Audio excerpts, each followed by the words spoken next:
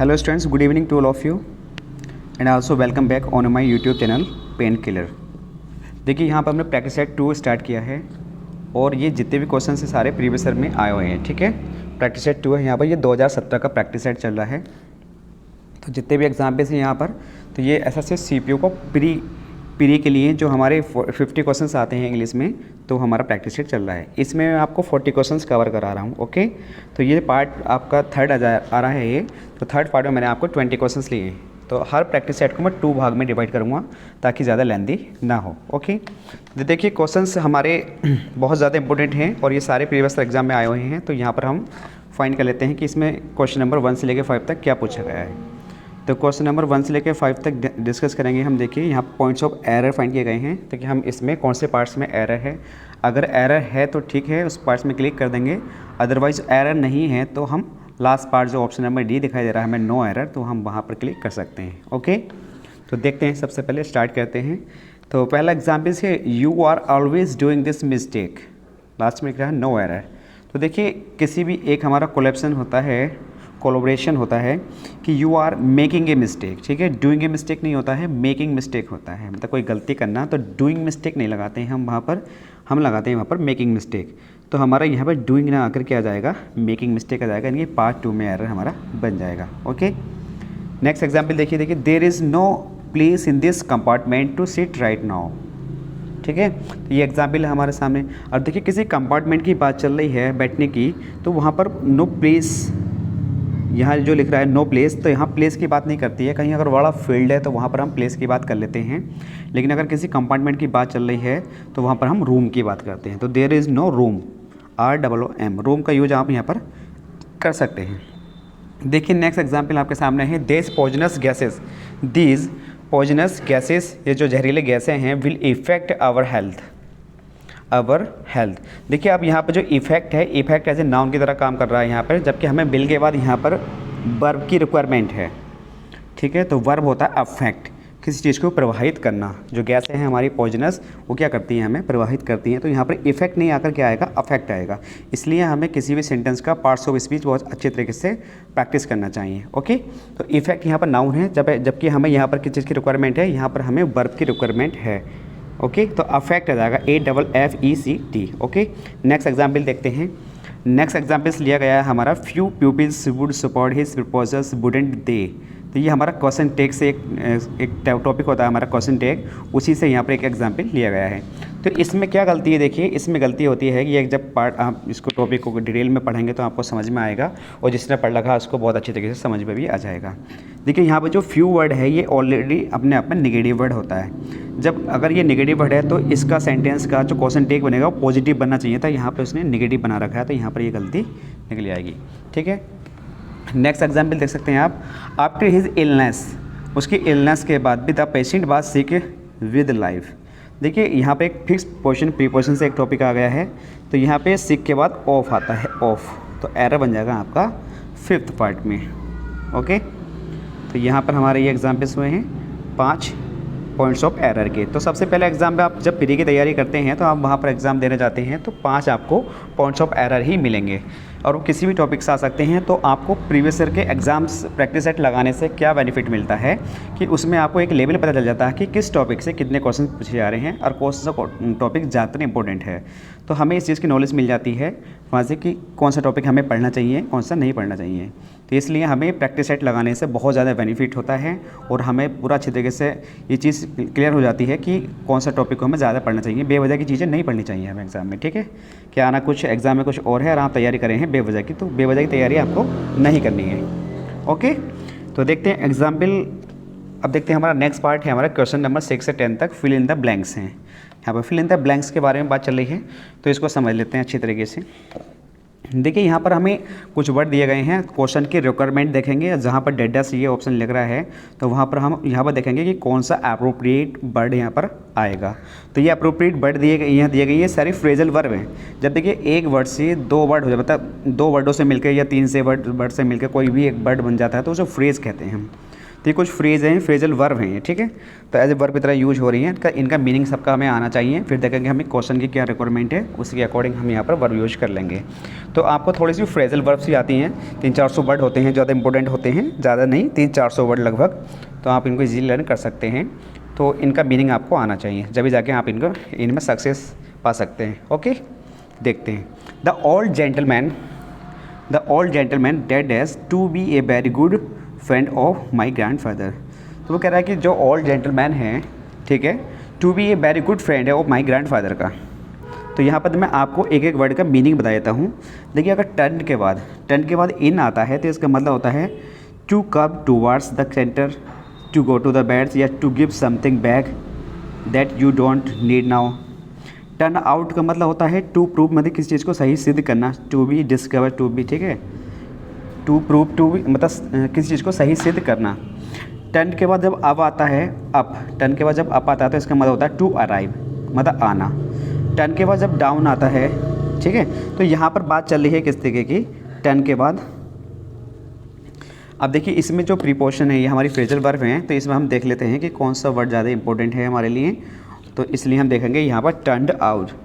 Turned out का मतलब क्या होता है, यहाँ पर किसी चीज़ को सिद्ध करना। तो उसने सिद्ध किया कि वो है जो ओल्ड जेंटलमैन है, टर्न, यहाँ पर इसका आंसर हो जाएगा टर्न्ड आउट, ठीक है।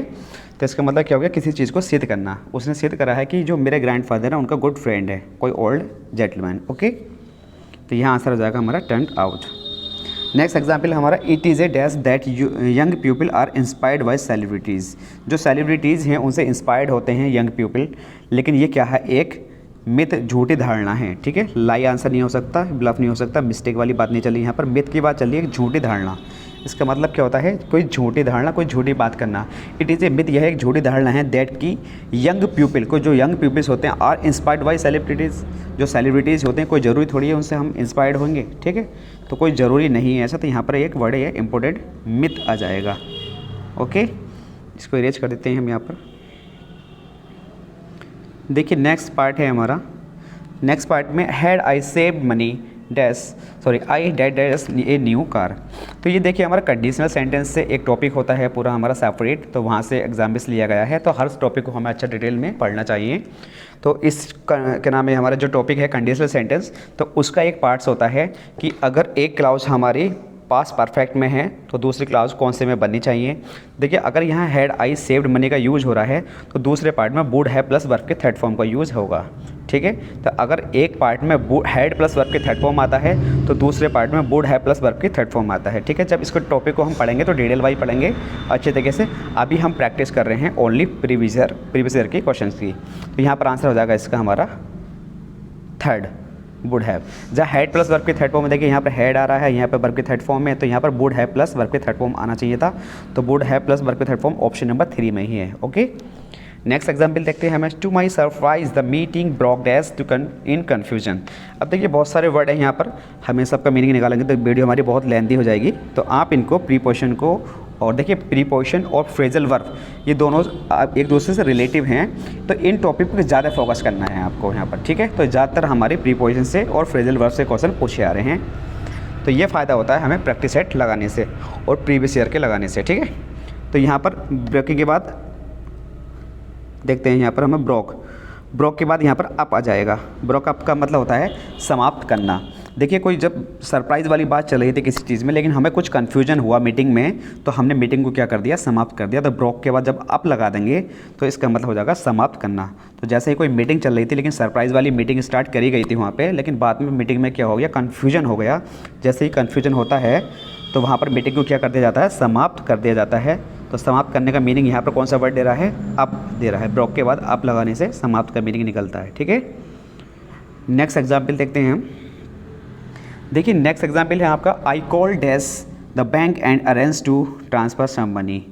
तो आप अगर इसको देखना चाहते हैं तो यहाँ पर भी देखिए, आपका प्रीपोजिशन से ही ये हमारा अगला एग्जाम्पल लिया गया है। किस टॉपिक का है ये, प्रीपोजिशन का, ठीक है। जो प्रीपोजिशन होती है हमारी उसी से लिया गया है।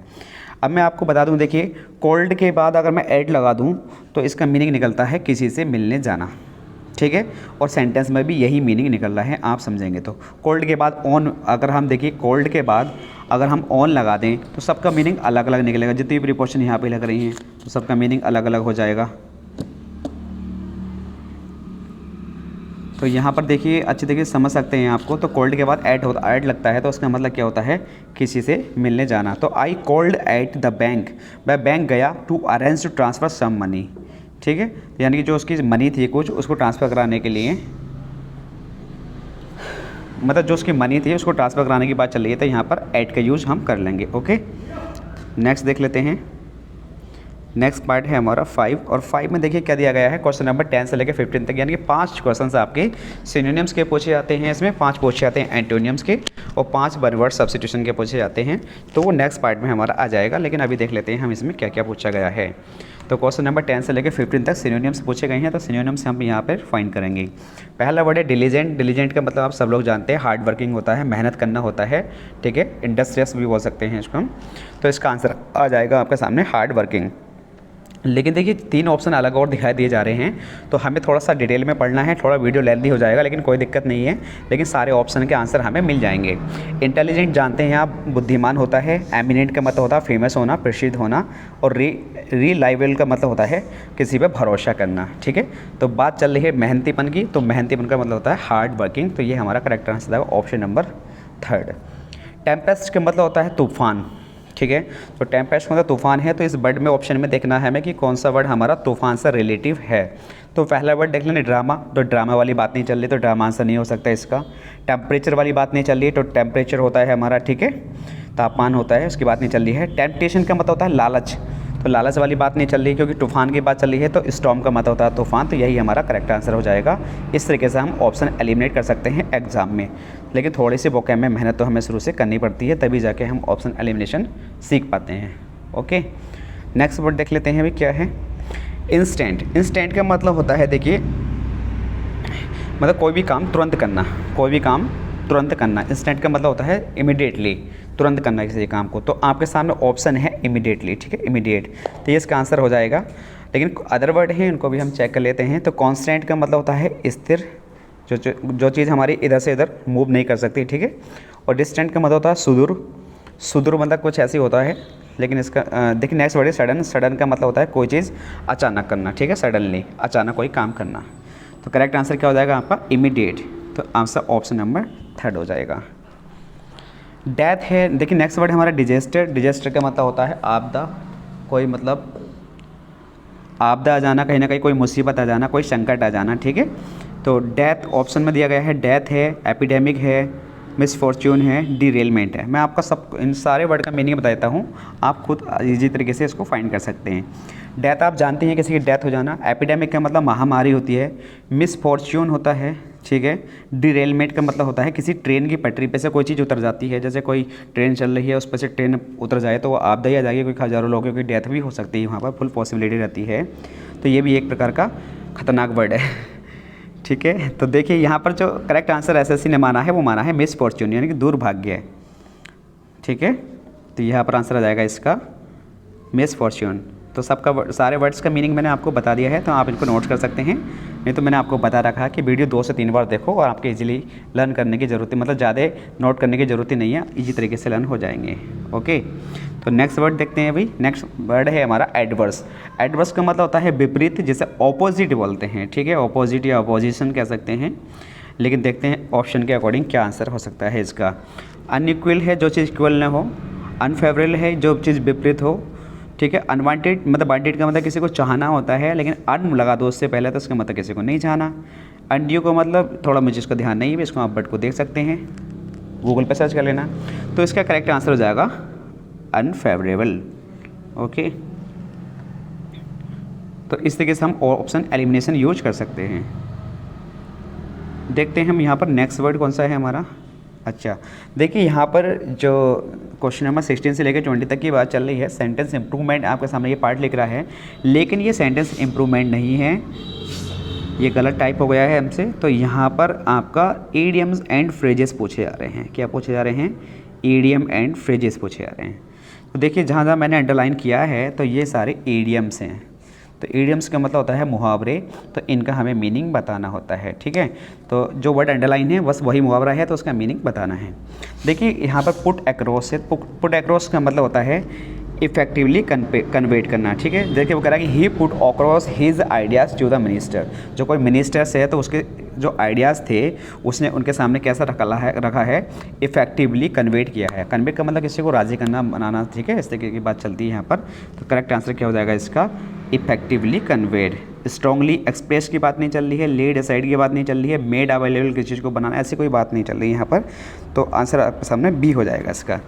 नेक्स्ट देखते हैं, George and I are neighbours but we don't see आई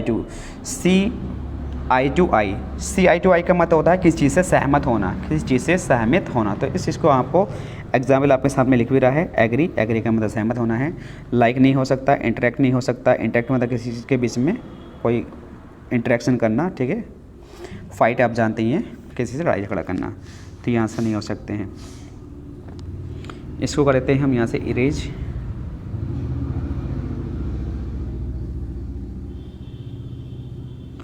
देखिए भाई नेक्स्ट पार्ट पे चलते हैं हम। नेक्स्ट एग्जाम्पल क्या है हमारा, द क्वेश्चंस ऑफ अनएम्प्लॉयमेंट, जो क्वेश्चंस होते हैं अनएम्प्लॉयमेंट के, is hard to not crack. इसका मतलब होता है is hard to not crack का मतलब होता है डिफ़िकल्ट टास्क, बहुत ज़्यादा मतलब कठिन कार्य, ऐसी प्रॉब्लम जो सॉल्व नहीं हो सकती है। तो आपके सामने डिफ़िकल्ट टास्क ऑप्शन में है, तो यही आपका आंसर मिल जाएगा, मतलब मुश्किल कार्य है, ठीक है। कुछ और भी मिल सकता है, तो आपको ध्यान रखना है, इसका मतलब होता है मुश्किल कार्य, एक ऐसी प्रॉब्लम जिसको हम सॉल्व नहीं कर सकते। नेक्स्ट एग्जाम्पल देखते हैं। देखिए नेक्स्ट एग्जाम्पल में मैंने अंडरलाइन नहीं करा, रेट रेस यहाँ पर अंडरलाइन है, तो यहाँ पर इसका मीनिंग निकलेगा फियर्स कंपटीशन फॉर पावर, मतलब खतरनाक कंपटीशन की बात चल रही है यहाँ पर पावर की, ठीक है। तो इसका आंसर आ जाएगा फियर्स कंपटीशन फॉर पावर। ये हमारे सारे के सारे एग्जाम्पल्स प्रीवियस ईयर में पूछे गए हैं एसएससी सीपीओ में, और ये सारे ही एग्ज़ाम्स के लिए बहुत ज़्यादा यूजफुल हैं, क्योंकि एग्ज़ाम में इस तरीके से एग्जाम्पल पूछे जाते हैं। वोकैब पूछी जाती है, वोकैब तो कहीं से भी आ सकती है, ठीक है। तो सेंटेंस इंप्रूवमेंट्स हैं, इडियम्स, फ्रेजेस हैं, हर एग्जाम में पूछे जा रहे हैं। तो किस तरीके से ऑप्शन दे सकता है, कैसे कैसे दे सकता है, तो प्रीवियस ईयर आप ज़्यादातर लगाएं, जो प्रीवियस ईयर क्वेश्चंस पेपर्स होते हैं उन पर ज़्यादा फोकस करें, ठीक है। तो उससे आपको एक लेवल पता चल जाता है कि आप किस तरीके की तैयारी आपको करनी है। अच्छा एक एग्जाम्पल और रह गया है, इसको भी देख लेते हैं भाई। People were dropping likes flies in the interest heat, ठीक है। तो इसका आंसर हो जाएगा आपके सामने option number A, collapsing in large numbers. जो कोलैप्स करते हैं इन लार्ज नंबर्स का मतलब बड़ी संख्या में, अधिक संख्या में, ठीक है। तो आपको देखिए जो वीडियो में बना रहा हूँ, जो आपको जो फोकस करना है वो प्रीवियस ईयर पे ज़्यादा फोकस करना है। जो बच्चे मेरी वीडियो को देखते हैं, पढ़ते हैं, तो अभी मैं छोटी छोटी शॉर्ट्स वीडियो बना रहा हूँ। लेकिन आपको अगर वीडियो पसंद आती है, मेरा पढ़ाने का तरीका थोड़ा पसंद आता है, तो आप कमेंट बॉक्स में कमेंट करके बता सकते हैं कि सर थोड़ा सा और डीपली वीडियो बनाइए, थोड़ी लेंथी वीडियो बनाइए, या थोड़ा सा और कुछ भी जो आपके माइंड में क्वेरी आ रही हो तो आप उसको डिस्कस कर सकते हैं एज ए कमेंट बॉक्स में कमेंट करके, ओके। तो यहाँ पे मैं प्रीवियस ईयर पे फोकस कर रहा हूँ किस तरीके से, और मोर देन प्रैक्टिस आपकी यहाँ पर हो रही है, ओके। तो ठीक है, आज के लिए इतने ही रखते हैं गाइस। आई होप कि आपको बेहतर समझ में आया होगा, ठीक है। अगर आपको पसंद आए तो आप इसको, मेरी वीडियो को ज़्यादा से ज़्यादा शेयर करना, ताकि ये सब में फैले और आपको भी इसका बेनिफिट मिले और मुझको मोटिवेशन मिले, ताकि वीडियो पे अगर लाइक्स मिलते हैं और इसको सब्सक्राइबर्स मिलते हैं तो मेरे को भी मोटिवेशन मिलता है, ओके। Thank you guys.